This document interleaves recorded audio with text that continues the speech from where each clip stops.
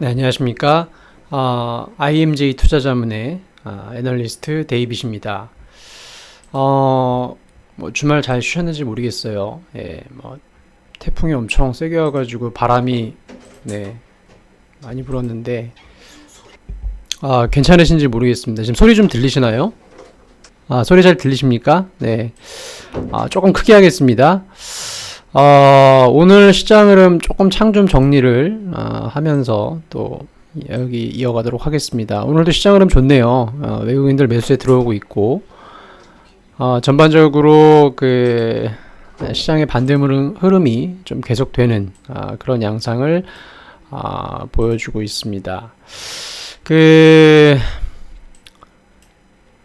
한번 뭐 제가 지난주에 이제 말씀드린 거 한번 복습 한번 하고 가는 것도 괜찮을 것 같다는 생각이 좀 드는데요.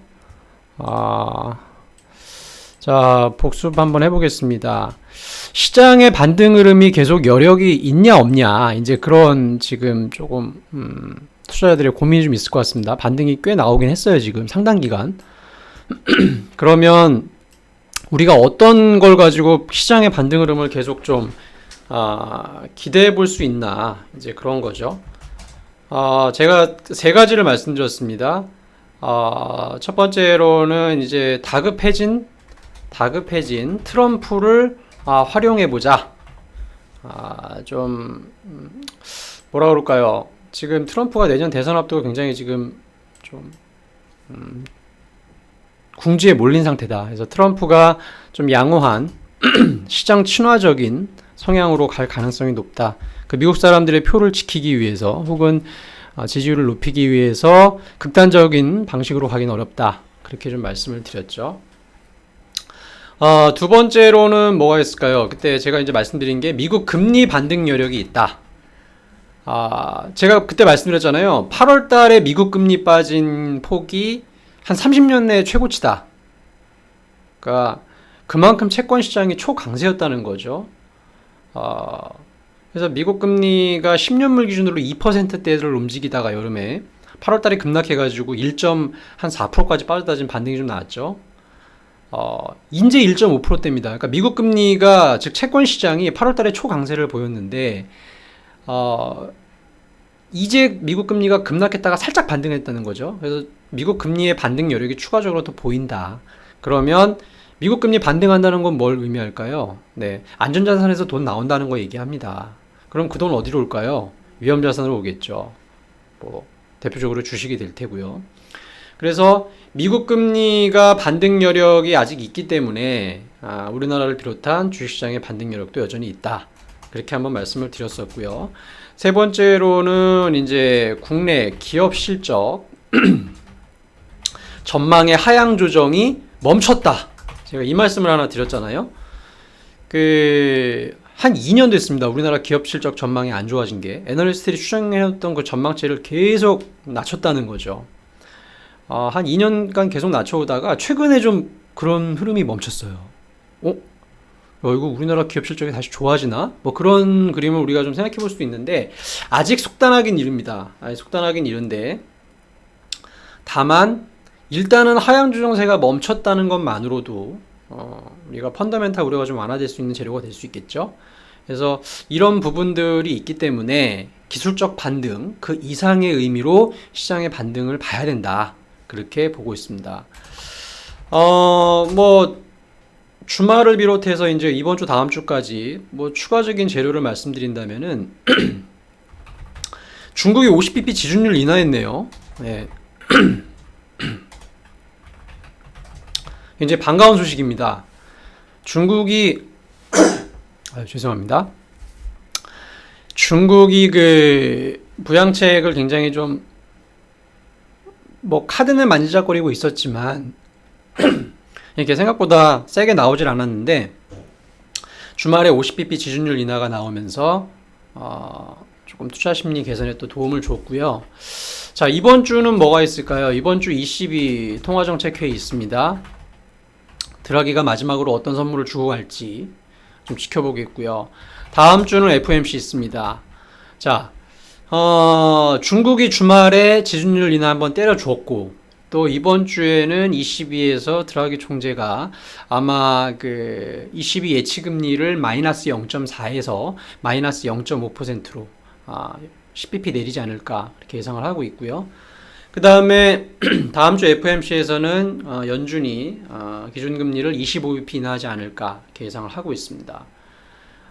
전방위적으로 뭐 최근에 50bp 금리를 내리는 나라들도 막 생기고 있죠. 전방위적인 글로벌리 통화정책 완화, 경기 부양책이 쏟아지고 있습니다. 뭐 그만큼 지금 뭐 정부들이 고민이 많은 거죠. 뭔가 다급해진 경기 상황을 좀 개선시키기 위한 노력들이 계속 이어지고 있다.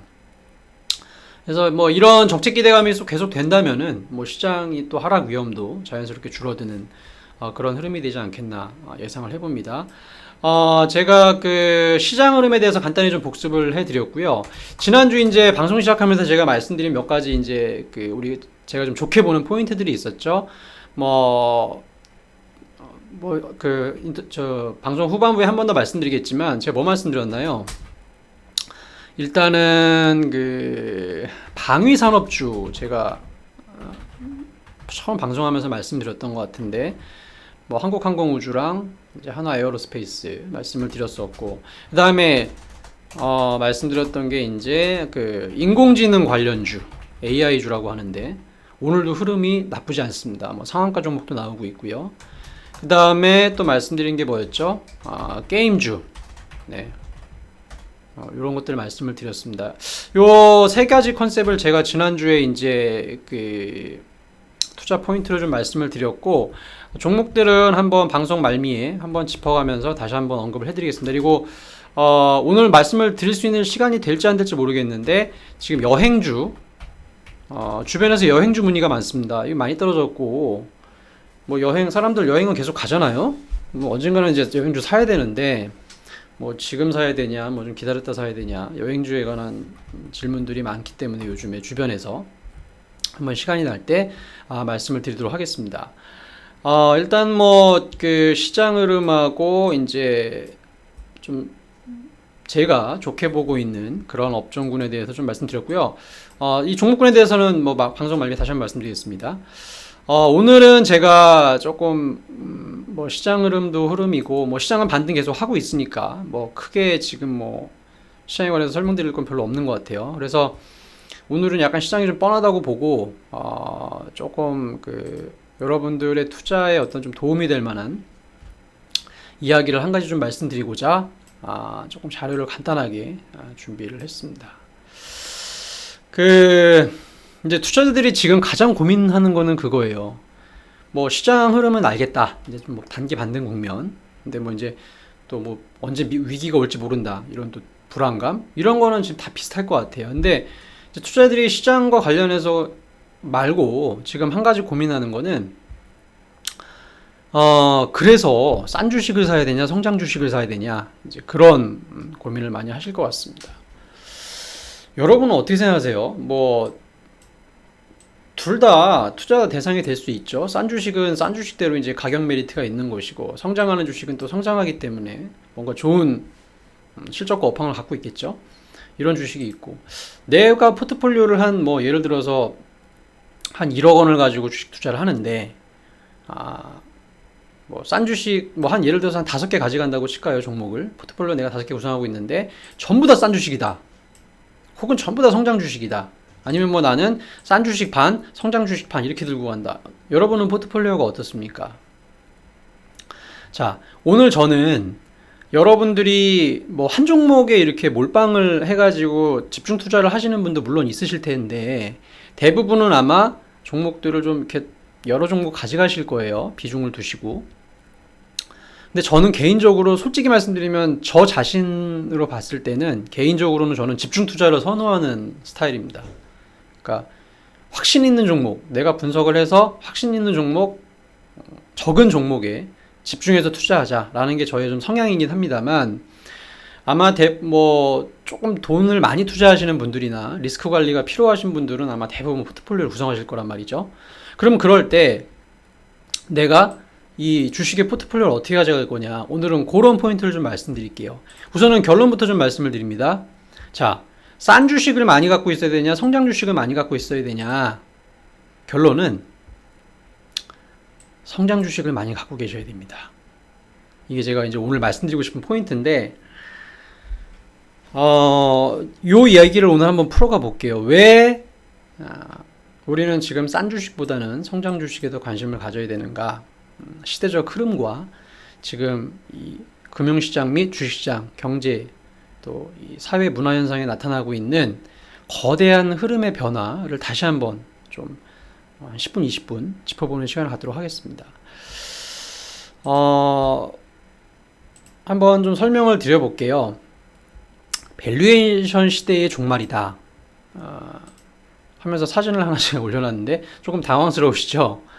뭐 잘 아실 겁니다. 그 메가더 장군입니다. 뭐 주식장 얘기하면서 왜 메가더 장군을 말씀을 드리느냐 좀 의아하실 거예요. 제가 이제 이야기를 이 사진으로부터 시작하는 이유가 있습니다. 한번 여러분 생각을 해보세요. 참, 이 사진은요, 그 네이버에서 2차 세계대전이라고 검색창에 딱 치시면은 맨 먼저 나오는 사진이에요. 그래서 누구나 다 그냥 쉽게 볼 수 있는 사진인데, 이 사진을 제가 처음 꺼내든 이유는 2차 세계대전이라는 이 재료로부터 지금의 주식시장을 한번 설명해 보려고 하기 때문입니다. 무슨 얘기냐면은, 이 메가더 장군이 이제 그 1940년대 초반에 일본이 1942년이던가요? 그 동남아 공격을 시작하면서 필리핀에 주둔해 있다가 뭐 호주인가 뉴질랜드로 어디로 아마 잠시 피신을 하죠. 뭐 조금 안타깝지만 후퇴의 시간을 잠깐 보냅니다. 그러다가 그 이제 비행기 많이 만들어가지고 또 여러 가지 장비 갖춰가지고 미드웨이 해전을 통해서 제2차 세계대전이 역전되죠. 그래서 미국이 결국은 태평양 전쟁을 승리하는 흐름으로 전개가 되는데, 그때 이제 이 메가더 장군이 1945년에 최고사령관으로 등극을 하죠. 자, 이 사람과 함께 2차 세계대전이 끝나면서 전 세계적으로 이제 나타난 현상이 하나가 있습니다. 그게 뭐냐면은 아이를 많이 낳기 시작했다는 거예요. 이제 왜 그 말씀을 드리냐? 이 2차 세계대전 때 여러분 그 사망자 수가 몇 명인지 아세요? 제가 알기로는 그냥 대충 숫자긴 합니다만 한 5, 6천만 명 죽었다고 하고요. 비공식적인 자료까지 다 포함하면은 뭐 1억 명까지도 가는 거 아니냐? 이제 그런 얘기까지도 있습니다. 뭐 군인들뿐만 아니라 민간인들도 많이 죽었죠. 2차 세계대전 때는 사람들이 많이 죽었습니다. 특히 남자들이 이제 많이 죽었고. 자, 엄청난, 특히 이제 남자들이 많이 사망을 했겠죠. 이 2차 세계대전이 끝나고 많은 사망자 수가 나왔습니다. 특히 젊은 남자들이 많이 이제 사망을 했겠죠. 그러면서 전 세계적으로 1950년대에 이제 공백을 메꾸기 위해서였을까요? 전 세계적으로 아이들을 많이 낳습니다. 우리나라도 엄청 낳죠. 1950년대. 그래서 베이비붐 세대라고 하는. 그게 우리나라만의 문제가 아니더라고요, 보니까. 일본, 뭐 독일, 미국, 뭐 인명피해가 특히 많이 났던 선진국들, 이런 국가들은 전부 다 2차 세계대전 끝나고 이제 아이들을 많이 낳습니다. 그래서 1950년대, 60년대 태어나는 아이들이 굉장히 많은 그런 흐름을 보여왔죠. 그러면서 전 세계적으로 인구 붐이 일고요. 1960년대, 70년대, 80년대, 90년대, 2000년대까지 글로벌 경기 호황을 이끄는 주된 세력으로 부각을 하게 됩니다. 왜 사람이 많아지면 경제가 활력을 찾냐? 물건을 사는 사람들이 많아지잖아요. 그러다 보니까 이 2차 세계대전이 끝나고 전 세계적으로 아이를 많이 낳는 그런 붐이 일어나면서 인구가 급증하게 되고 경제가 활력을 찾고 제품 수요가 늘어나는 그런 큰 빅사이클을 보게 됩니다. 그런데 이 2차 세계대전이 끝나고 태어났던 그 많은 이제 사람들이 지금은 다 노인이 됐잖아요. 언제부터 됐냐? 제일 먼저 온 게 이제 유럽하고 일본입니다. 2차 세계대전을 일으켰던 나라들이죠. 유럽하고 일본. 그 나라들부터 고령화가 시작됐어요. 왜냐면 사람을 제일 많이 잃었을 거 아닙니까? 독일하고 일본, 뭐 유럽 사람들이 많이 죽었잖아요. 그 나라들의 아이들이 많이 태어났고 그 나라들이 고령화가 제일 먼저 오기 시작한 거죠. 그래서 지금 유럽하고 일본이 고령화가 제일 심각하고요. 그 다음에 이제 아시아도 오기 시작했습니다. 우리나라, 그 다음에 중국, 태국 뭐 이런 나라들은 이미 심각한 고령화 국면에 진입하고 있습니다. 미국 같은 경우는 상대적으로 뭐 공부하러 오는 사람들도 많고 이민자도 많다 보니까 미국의 고령화는 조금 다른 나라들보다는 좀 주춤한 것 같아요. 선진국 중에서. 근데 그럼에도 불구하고 미국도 고령화 사회로 진입하고 있다. 자, 제가 이 말씀을 드린 이유는 이게 바로 이 밸류에이션 팩터와 연결되기 때문입니다. 무슨 얘기냐면은 아까 제가 말씀드렸죠. 전 세계적으로 그 2차 세계대전이 끝나고 한 6, 70년 동안 인구가 늘어나고 제품을 사는 수요가 많아졌다.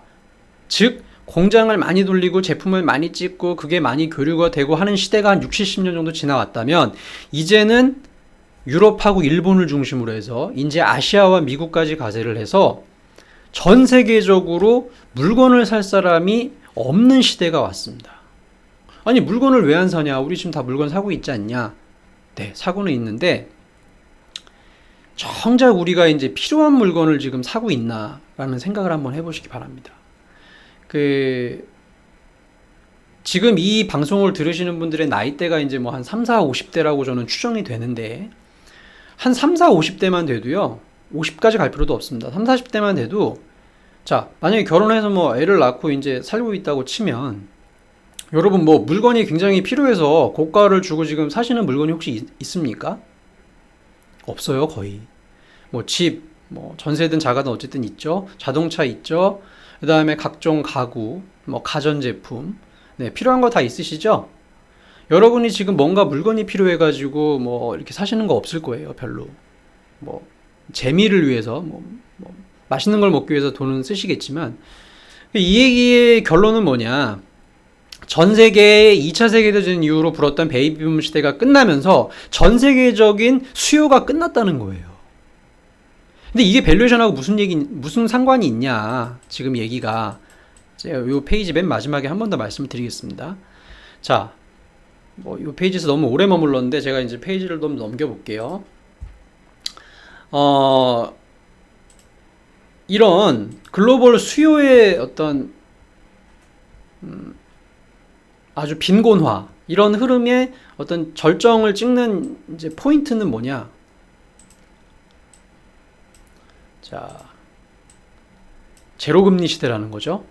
역사적으로 1800년대부터 지금 이제 미국을 비롯한 주요국들의 금리를 한번 우리가 해봤는데 뭐 미국하고 영국하고 일본 그림입니다. 옛날에 경기가 뭐 좋든 안 좋든 그래도 금리는 항상 뭐 일정 부분 숫자가 있었어요. 근데 지금은 유럽하고 미국하고 일본 죄송합니다. 전부 다 제로금리입니다. 금리가 제로라는 아주 이상한 시대를 우리가 지금 살고 있는 겁니다. 이게 바로 아까 제가 말씀드렸죠.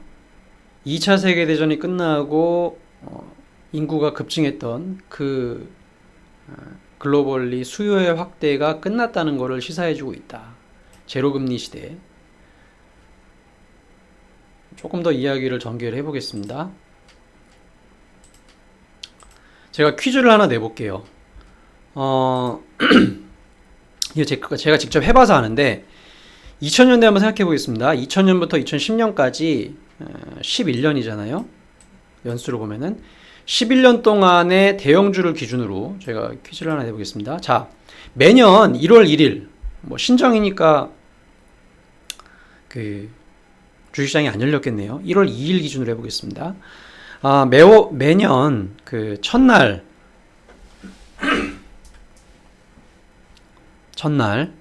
주식을 사서 연말에 팔았다고 가정을 해보겠습니다. 자, 대형주는 우리나라에 몇 개가 있죠? KRX 기준으로 100개가 있습니다. 자, 100종목을 PBR 기준으로 제일 높은 PBR과 제일 낮은 PBR로 이렇게 나래비를 100종목을 세운 다음에 두 투자자를 한번 비교해 보겠습니다. A 투자자는 매년 PBR이 가장 낮은 상위 20%의 종목을 매수를 했어요. 그리고 B 투자자는 PBR이 가장 높은 20%의 종목을 매수했다고 만약에 칩시다. 그러면 매년 초에 사서 이제 연말에 크리스마스 때 팔았다고 한번 가정을 해봐요. 자, 퀴즈입니다. A 투자자하고 B 투자자가 1년 동안 주식을 똑같이 보유했다고 봤을 때 이 상위 20%, 하위 20% A 투자자가 B 투자자를 이 11년 동안에 몇 번이나 이겼을까요? 뭐 힌트를 드리자면 A 투자자가 이긴 해가 더 많습니다. 자, 이 퀴즈의 정답은 100%입니다. 그러니까 무슨 얘기냐면은 2000년부터 밀레니엄 시대가 시작된 2000년부터 2010년까지 11년 동안 아주 이때는 돈 벌기가 쉬웠다는 얘기죠. 뭐 지금 생각해보면 그냥 매해 가장 PBR이 낮은 상위 20%의 이 PBR 20개 종목을 사면 비싼 종목을 샀던 투자자를 매년 100% 확률로 이겼다는 거예요. 그것도 아주 큰 차이로 이겼습니다. 이걸 제가 직접 해봐서 알거든요. 옛날에 결국 이 퀴즈의 정답의 시사점은 옛날에는 그냥 싼 주식을 사면 무조건 성과가 났다는 거예요. 우리가 그런 시대를 지금 뭐 방송을 들으시는 분들 대부분은 아마 2000년대에도 주식시장에 계시지 않았을까 싶은데, 예, 밸류에이션이 제일 중요했던 시대인 거죠. 그냥 싼 주식을 사면 비싼 주식을 산 사람을 무조건 1년만 보유하면 무조건 이겼다. 이게 과거의 흐름입니다. 근데 2011년부터 이 상황이 바뀌기 시작해요. 어떻게 바뀌느냐? 2011년도에는 이 B 투자자가 A 투자자를 처음으로 이깁니다. IMF 이후로 그런 해가 없었는데 2011년도에는 이 B 투자자, 그러니까 비싼 종목을 산 사람이 싼 종목을 산 사람을 1년 보유한다고 봤을 때 이기기 시작해요. 그리고 지금까지 이런 흐름이 크게 바뀌지 않고 있습니다. 그러면 왜 2011년에 이 흐름이 바뀌기 시작했나? 왜 그런 패턴이 깨지기 시작했나? 2011년에 무슨 일이 있었나 한번 볼까요? 조금 이게 차트가 좀 작아서 안 보여질 수도 있는데 조금 더 넓혀보겠습니다. 자, 2011년에 무슨 일이 있었는지 좀 정리해본 차트를 거래소에서 좀 따왔는데 어떻습니까? 2011년에 뭐 기억나는 이벤트 혹시 있으세요? 저는 뭐 인상적이었던 게 이제 일본 대지진. 와, 이때 제가 그 실시간 동영상도 막 보고 그랬었는데 정말 쇼크였죠. 네. 일본 대지진이 있었고, 그 다음에 좀 기억나는 게 미국의 신용등급 강등. 와, 이때도 저는 진짜 뭐 한창 뭐 분석의 일을 하고 있었을 때인데 굉장히 놀랐던 재료고요. 김정일 사망 보도가 나왔었던 또 해이기도 합니다. 자, 2011년에 어떤 일이 있었길래 비싼 종목을 싼 종목을 산 사람들을 수익률로 이기기 시작했는가? 사실 여기에 제가 답을 여기서 한번 찾아보려고 노력을 해봤는데 글쎄요, 가장 주식시장과 관련된 거 요거잖아요. 뭔가 와, 미국이 신용등급이 AAA를 처음으로 뺏긴 2차 세계대전 이후로 뭐 그랬던 이제 포인트가 하나 있는데 이거 갖고는 설명이 안 되더라고요. 제가 보기에는 아니야, 이 재료 가지고는 제가 앞서 말씀드렸던 이 11년 동안 있었던 이 싼 주식을 사면 언제나 이겼던 이 거대한 흐름을 바꾸기에는 이 여기에 있는 내용만으로는 저는 도저히 납득이 되지 않는 흐름이었습니다. 근데 제가 이제 하나 더 말씀을 드리면 요 제페나이제이션이라는 걸 말씀드리고 싶어요. 지금 리세션보다도 사실은 이 제페나이제이션이 더 심각한 문제라고 저는 보는데, 뭐 정의를 말씀드리면 선진국의 경제가 1990년대부터 장기 침체에 들어갔던 일본의 전체를 따라가는 현상을 말한다. 미국과 유럽 주요 국가들이 일본의 잃어버린 20년을 뒤따라가는 것 아니냐는 우려의 시각을 반영한 것이다. 이게 2011년에 나왔어요. 여러분. 그러니까 우리 개인 투자자분들은 이제 주로 이렇게 뭐 중소형주에 투자하시고 미시적인 관점에서 투자를 많이 하시지만 글로벌리 큰 자금을 운용한다든지 자산 배분이 중요한 뭐 큰손이라고 할 수도 있고 우리가 조금 뭐 속된 표현으로는 쩐주라고 할 수도 있는데 이 주식시장과 금융시장을 쥐락펴락하는 어떻게 보면 큰손들의 투자자분들은 이 2011년에 이 재패나이제이션을 투자 철학에 반영하기 시작했다는 겁니다. 즉, 전 세계적으로 장기 침체에 들어간다라고 하는 이 사람 그림을 그리기 시작한 게 2011년이라는 거예요. 저는 2011년부터 우리나라의 투자 패턴이 더 이상 싼 종목을 사서 수익을 낼 수 없다라는 이 투자 패턴이 시작됐던 2011년의 분기점의 근본적인 원인을 미국 신용등급 강등이나 일본 지진 이런 걸로 찾는 게 아니라 바로 이 재패나이제이션으로 찾아야 된다는 거죠. 이게 그 싼 주식하고 뭐 성장 주식하고 사는 거에 무슨 관련이 있느냐? 보세요. 전 세계적으로 이제 장기 침체에 들어간다라고 하는, 이제 전 세계가 일본을 따라간다라고 하는 이 얘기가 2011년부터 나왔고, 글로벌 투자자들이 이 2011년부터 이런 걸 반영해서 이제 주식을 사기 시작했고, 자산을 배분하기 시작했다라고 보면, 저성장 시대, 글로벌리 장기 침체에 들어간다고 본다는 얘기는, 우리가 투자할 만한 기업이나 자산군에 대해서 이제 좋은 거 별로 없다는 거예요. 옛날에는 경기가 좋을 때는 어떻습니까? 기업들이 다 이익을 내잖아요? 그러면 다 기업들이 이익을 내는데 어떤 기업에 투자를 하시겠어요, 여러분? 이왕이면은 똑같이 다 이익 낸다고 치면 더 저평가된 기업에 투자하지 않겠습니까? 그래야 수익이 더 많이 날 거 아니겠어요? 근데 이제 시대는, 재패나이제이션의 시대는 전부 다 이익을 내는 그런 기업들이 전부 다 이익을 내는 그런 호황의 시대는 끝났다라는 거예요. 즉, 옛날에는 전부 다 이제 경기도 좋고 기업 실적도 다 기업별로 내니까 누가 더 싼 주식을 잘 사서 더 수익을 극대화하느냐. 이게 이제 옛날의 포인트였단 말이죠. 근데 지금의 포인트는 뭐냐? 성장을 하고 실적을 내는 기업들이 이제 별로 없는 거예요. 왜? 글로벌리 다 장기 침체로 들어간다고 보니까. 그러면 그 성장하는 기업, 실적을 정말로 내는 기업들이 얼마 없기 때문에 싸고 비싸고 막 기업 평가 이런 게 중요한 게 아니라 그 기업이 성장을 하느냐, 실적을 내느냐, 그 자체가 굉장히 중요하다는 거예요. 밸류에이션이 중요하지 않은 거예요. 저평가가 중요하지 않은 거예요. 왜? 이제 기업이 성장하고 성장하지 않냐, 실적을 내느냐 안 내느냐 이런 게 더 중요한 시대가 된 거예요. 그거 지금까지 제가 말씀드린 거를 이게 너무 제가 오늘 좀 깊은 썰로 가는데 이제 정리를 좀 하겠습니다. 투자와 관련돼서 우리가 좀 실질적인 포인트를 여러분이 얻어가시도록 정리를 한번 해볼게요. 예를 한번 들어보면 설명이 굉장히 쉬울 겁니다. 자, 2011년을 저는 이제 우리 투자자들의 거대한 변화의 시작의 흐름이라고 봅니다. 저는 2011년을 제가 지금까지 쭉 말씀드렸죠. 리먼 사태가 금융위기 전후가 이 투자의 변화의 시작점이 아니에요. 2011년입니다. 그 이유를 지금까지 설명드렸고, 그러면 2011년 전과 후를 투자자들을 한번 나눠서 우리가 설명을 해보자면, 자, 2007년도에 업종별로 영업이익 증가율, 이거 팩트입니다. 이거 실제 거래소 자료예요. 그리고 작년 영업이익 증가율을 제가 정리를 해봤습니다.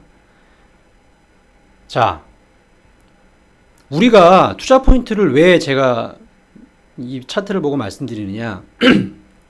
아까 제가 말씀드렸죠. 옛날에 경기가 좋을 때는 대부분의 업종의 기업들이 YOY로 증가를 합니다. 그죠? 근데 지금은 어떻습니까? 대부분의 업종이 기업이익이 증가하지 않죠. 네. 더 쉽게 기업별로 한번 말씀드려 볼게요. 자, 갑하고 을이라는 회사가 한번 있다고 칩시다. 07년에 선택을 투자들이 어떻게 했냐면은, 갑이라는 기업은 영업이익이 10% 증가해요. 조금 뭐 영업이익이 크게 증가하진 않지만 밸류에이션이 굉장히 싸네요. 0.9배. 근데 을이라는 기업 한번 볼까요? 영업이익이 30% 증가하는데 밸류에이션이 PBR이 1.4배입니다. 여러분 옛날 같았으면 이거 어느 기업에 선택했을 것 같아요?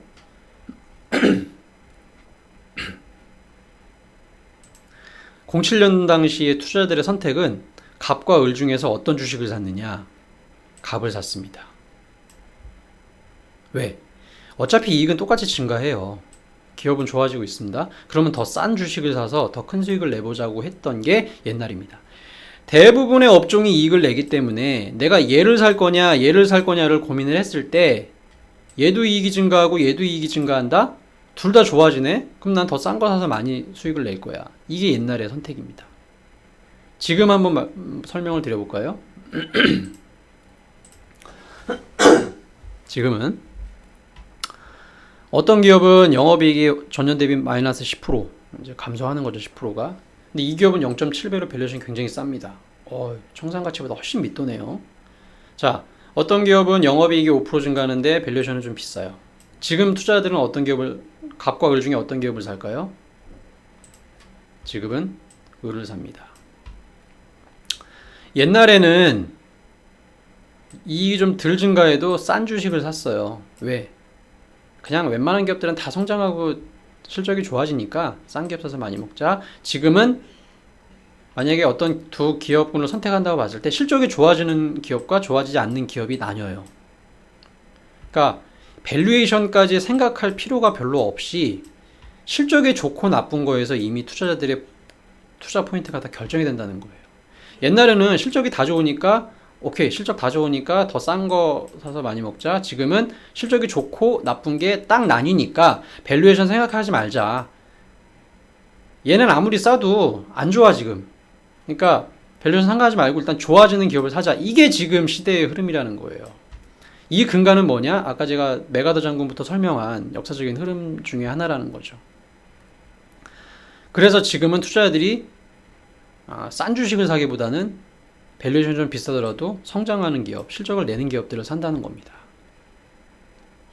정리가 좀 어떻게 되셨어요? 제가 이 얘기는 사실 1시간을 해도 모자라는 자료입니다. 훨씬 사실 PPT 자료도 많아요. 근데 제가 오늘 이 제한된 시간에 이 중요한 내용을 설명드리고자 했기 때문에 조금 잘 따라와 주시는 분도 계시겠지만 조금 아직도 이해가 안 되시는 분들도 계실 거예요.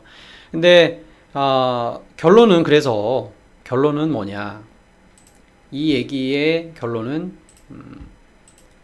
우리가 싼 주식이냐 비싼 주식이냐 이제 결정을 할 때 성장하는 주식을 사자 라는 겁니다.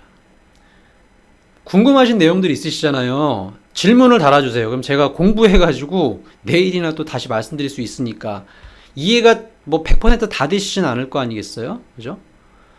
그래서 여러분 지금 포트 안에 내가 싼 주식을 많이 갖고 있냐 성장 주식을 많이 갖고 있냐 이 포인트를 보시면 성장 주식을 많이 갖고 계셔야 돼요. 그럼 싼 주식은 언제 갖고 있어야 되냐? 이것도 또 설명이 긴데 요거는 내일 하겠습니다. 지금 시간이 제가 없으니까 종목도 잠깐 살펴봐야 되거든요. 성장 주식을 갖고 계신 게 지금 시대의 흐름이다. 이게 보시고 그러면 싼 주식하고 성장 주식을 어떻게 매매하고 보유하고 뭐 스킬 어떻게 가져가야 되냐 요거는 내일 이어서 하겠습니다. 지금 시간이 없어서 제가 종목 얘기 말씀드려야 되니까 오늘 교육 내용은 여기까지 좀 말씀을 드리겠고요. 잠시 시장 상황 보면서 제가 투자 포인트를 말씀드렸던 거 한번 정리하고 가도록 하겠습니다. 자, 제가 포인트로 말씀드렸던 거 뭐뭐 있었죠? 메모장 다시 한번 띄워봅니다. 제가 지난주에 말씀드렸던 거 첫 번째 방위산업주죠? 방위산업주 제가 수요일인가 목요일날 말씀드렸습니다. 대표적으로 대형주 두 개 끌고 가는 거 뭐냐? 한국항공우주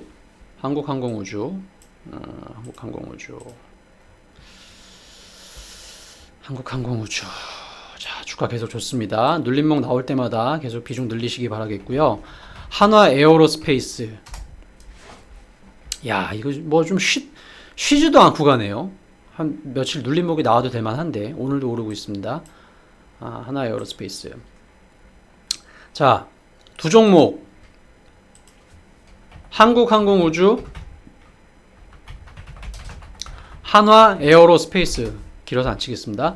두 종목 한 4년 쉬었다가 움직이기 시작했어요. 꼭 보시기 바랍니다. 그리고 트럼프가 계속 앞으로 한 1년 임기 남았잖아요. 지금 글로벌 각국 그 관계가 어떻습니까? 별로 안 좋잖아요. 우리나라 일본 안 좋고 미국하고 중국 안 좋고 홍콩하고 중국 안 좋고 대만하고 중국 안 좋고 이란하고 미국 안 좋고 유럽하고 미국 안 좋고 관계가 안 좋죠? 국가별로 관계 안 좋으면 어떻게 되죠? 방위비 증액합니다.